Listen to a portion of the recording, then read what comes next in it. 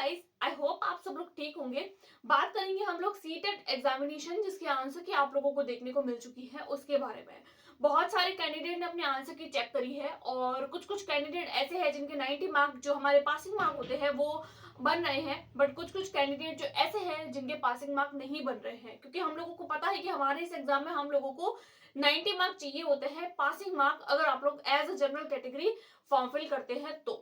तो फिर बात करेंगे कि वो कैंडिडेट जिनके प्रॉपर 90 मार्क नहीं बन रहे हैं, यानी कि अगर उनके 90 मार्क की जगह जो है वो 89 मार्क बन रहे हैं या फिर 88 मार्क बन रहे हैं, तो वो थोड़ी सी टेंशन में है, क्योंकि वो कैंडिडेट जिनके अभी जस्ट जो है वो सीटेट का रिजल्ट जल्दी ही हम लोगों को देखने को मिलेगा और बीपीएससी 3.0 की वैकेंसी जो मार्च में होने वाली है और उस एग्जाम के लिए वो लोग जो है वो अपीयर होना चाहते हैं। तो बहुत सारे कैंडिडेट जो 88 और 89 के बीच में है वो लोग भी चाहते हैं कि उनके कैसे भी हो बस उनके 90 मार्क बन जाए और वो जो है वो इस एग्जाम में क्वालिफाई कर जाए और वो भी बीपीएससी टीआरई 3.0 में शामिल हो पाए। तो आज की वीडियो में मैं डिस्कस करूंगी कि क्या सीटेट की जो आंसर की है उसमें कुछ थोड़ा बहुत फेरबदल होगा, क्या उसके मार्क बढ़ेंगे, आप लोगों का रिजल्ट कब आएगा, क्या आप लोग चैलेंज कैसे करेंगे, चैलेंज करने के बाद में क्या आप लोगों के मार्क बढ़ेंगे या नहीं, इन सब बातों के बारे में डिस्कस करेंगे। तो फिर चलिए बिना किसी देरी की वीडियो को स्टार्ट करते हैं। सबसे पहले हम लोग देखते हैं कि जो चैलेंज करने की डेट है वो आप लोगों की 7 फेब से लेकर 10 फेब तक थी, यानी कि आज जो डेट है वो आप लोगों के पास में 9 है और कल तक आप लोग जो है वो कर सकते हैं चैलेंज। अगर आप लोगों को लगता है कि आप लोगों का कोई क्वेश्चन या फिर कोई भी ऐसा एक ऑप्शन जो आप लोगों ने सही भरा है बट सीबीएसई ने उसका जो आंसर है कुछ अलग दे दिया है और आप लोगों को लगता है कि नहीं, आपके पास में ऑथेंटिक प्रूफ है उसको सॉल्व करने का, उसको बताने का कि आपका आंसर सही है, तो आप उस क्वेश्चन के लिए चैलेंज कर सकते हैं। जब आप लोग चैलेंज करेंगे तो आप लोगों को एज यूजुअल जैसे हर बार होता है वैसे आप लोगों को 1000 रुपीज जो है वो फी पे करनी होगी। जैसे आप लोग फी जो है वो पे करते हैं, आप लोगों का क्वेश्चन चैलेंज होता है। जैसे ही आप लोग क्वेश्चन को चैलेंज करते हैं, आप लोगों की वहां पर जो है वो सब्जेक्ट स्पेसिफिक टीम होती है, उस सब्जेक्ट को लेकर मान लीजिए आपने पेडागोजी का कोई जो है वो क्वेश्चन चैलेंज किया है, अब वहां पर उस सब्जेक्ट की एक जो है वो स्पेसिफिक टीम होती है, वो टीम बैठती है। टीम बैठने के बाद में वो ऑथेंटिक जो सोर्सेज होते हैं लाइक एनसीईआरटी और जो भी उनके ऑथेंटिक सोर्सेज होते हैं वो सीबीएसई सब जांच करती है और उसके बाद में जो भी इसका फाइनल एक ओवरऑल रिजल्ट निकाल दिया जाता है और आप लोगों को बता दिया जाता है कि आपका जो आंसर है, जो आपने क्वेश्चन चैलेंज किया है वो ठीक है या नहीं। अगर आप लोगों का ये चैलेंज एक्सेप्ट कर लिया जाता है और सीबीएसई आपका आंसर राइट मान लेती है, तो आप लोगों को एक मार्क, जितने भी क्वेश्चन आप लोगों ने चैलेंज किए हैं, जितने क्वेश्चंस पर जो है वो सीबीएसई गलत मानती है अपने आंसर को और आपके आंसर को अगर सही मानती है तो उतने मार्क्स पर आप लोगों को मार्क दे दिया जाता है, जिसको आप लोग बोनस मार्क भी बोल सकते हैं या फिर कैसे भी करें आप लोगों को 1 या 2 मार्क मिल जाते हैं। राइट, ये जो मार्क होता है सिर्फ उस कैंडिडेट को नहीं मिलता है जिसने इस आंसर को या उस क्वेश्चन को जो है वो चैलेंज किया है, उन सारे कैंडिडेट को मिलता है जिन्होंने वो ऑप्शन में वो जो ऑप्शन है वो टिक किया था। तो इस तरीके से, और अगर आप लोगों का वो क्वेश्चन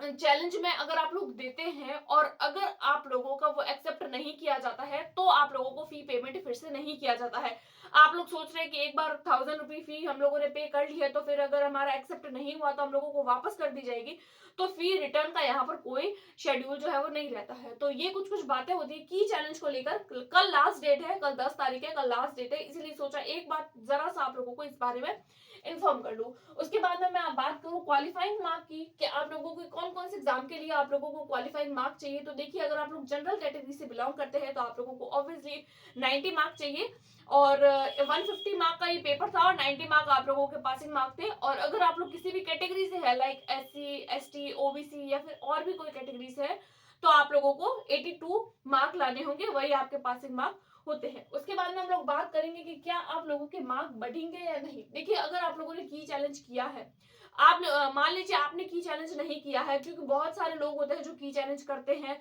अपने क्वेश्चंस जो है वो चैलेंज करते हैं और बहुत सारे ऐसे कोचिंग्स वाले भी होते हैं जो क्वेश्चन चैलेंज करते हैं। तो अगर वहां पर बाय चांस अगर आप लोगों का अलग काम कर जाता है तो आप लोगों के 1 या 2 मार्क बढ़ने के चांसेस रहते हैं। इतना तो श्योर है कि आप लोगों का मार्क घटेगा नहीं अगर आप लोगों ने अपनी आंसर की को एकदम प्रॉपरली चेक किया है, एकदम अच्छे से चेक किया है अपने पेडागोजी वाले पोर्शन को। क्योंकि इस बार जो आंसर की जो है वो थोड़ी सी अलग थी, क्योंकि 4 पोर्शन में दिया गया था, जैसे कि P Q R S.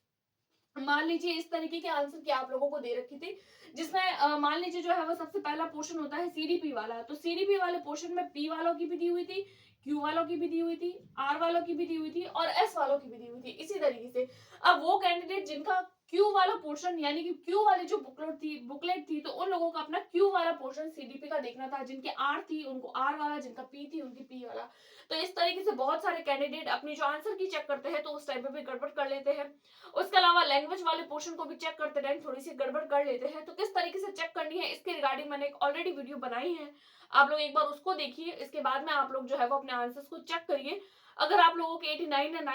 90 mark बन रहे हैं, अगर आप लोगों के प्रॉपर 90 मार्क बन रहे हैं तो आप लोगों को डरने की बिल्कुल भी जरूरत नहीं है, क्योंकि हम लोगों को ये सिर्फ और सिर्फ पासिंग मार्क चाहिए। इसके अलावा हम लोगों को इस एग्जाम में कुछ नहीं चाहिए, सिर्फ पासिंग मार्क हमारे पास में होने चाहिए। तो मार्क अगर बढ़ने की बात करें, हो सकता है कि की चैलेंज में आप लोगों के मार्क बढ़ जाए और एक दो मार्क से अगर आप लोगों के 88 या 89 मार्क बन रहे हैं तो आप सोच सकते हैं कि हाँ, हो सकता है कि एक या दो मार्क आप लोगों के बढ़ जाए और 90 मार्क आप लोगों के बन जाए। उसके बाद में हम लोग बात करें सीटेट के रिजल्ट की, तो देखिए रिजल्ट जो है वो आप लोगों को 17 फैब को देखने को मिल जाएगा। बहुत ही जल्दी रिजल्ट दिया जा रहा है। पहले ऐसा बोला जा रहा था कि बीपीएससी टीआरई जो है उसके अंदर अपीयरिंग वालों को शामिल नहीं किया जाएगा, यानी कि अगर आप लोगों का रिजल्ट 23 फैब से पहले नहीं आता तो आप लोगों को बीपीएससी टीआरई में भी शामिल नहीं किया जाता। लेकिन आप लोगों का जो रिजल्ट है वो आप लोगों का 17 फैब को ही आ रहा है, तो आप लोग बीपीएससी टीआरई में भी शामिल हो सकते हैं 3.0 पेपर में। अगर आप लोग बीपीएससी के लिए भी प्रिपेयर कर रहे हैं तो भी आप हमारे चैनल को सब्सक्राइब कर सकते हैं, क्योंकि उसकी भी हम लोगों ने वीडियो जो है वो स्टार्ट कर चुके हैं। हम लोग हिस्ट्री वाला जो भी टॉपिक है, हिस्ट्री वाले जितने भी पॉइंट्स हैं उन सबको जो है वो डिटेल में डिस्कस कर रहे हैं। उसके बाद में हम लोग बात करें कि नेक्स्ट सीटेट की, कि नेक्स्ट सीटेट आप लोगों के कब होने का चांस हो सकता है। तो देखिए जब जब आप लोगों के एग्जाम जो है वो ऑफलाइन होता है, यानी कि हम लोगों को पता है कि पहले जो पेपर हुआ करता था सीटेट का वो ऑनलाइन हुआ करता था, ऑफलाइन होता था सबसे पहले पेपर, उसके बाद में ये पेपर को ऑनलाइन कर दिया गया। जब जब पेपर ऑनलाइन हुआ है तब साल में एक बार हुआ है, उसके बाद में इस पेपर को फिर से ऑफलाइन कर दिया गया और ऑफलाइन होते ही ये फिर से 2 साल में 2 बार होने के चांसेस रहते हैं, क्योंकि लास्ट जो पेपर था वो अगस्त में हुआ था और उसके बाद में आप लोगों को पेपर जो है वो वापस जनवरी में देखने को मिला है। तो कहीं ना कहीं उम्मीद है कि ये पेपर आप लोगों को फिर से जो है वो जून जुलाई में देखने को मिल जाएगा और इसका नोटिफिकेशन भी आप लोगों को जून जुलाई में जून में देखने को मिल जाएगा, तो अगस्त में आप लोगों का पेपर हो सकता है। तो ये बात हुई नेक्स्ट सी टेट की, और रिजल्ट तो आप लोगों को जल्दी ही देखने को मिलेगा और बीपीएससी के लिए आप लोग प्रिपेयर कर सकते हैं। पासिंग मार्क के बारे में आप लोगों की आई होप सारी कंफ्यूजन दूर हो गई होगी। आई होप आपको वीडियो पसंद आई होगी। अगर पसंद आई है तो please like, subscribe and share. Thanks for watching.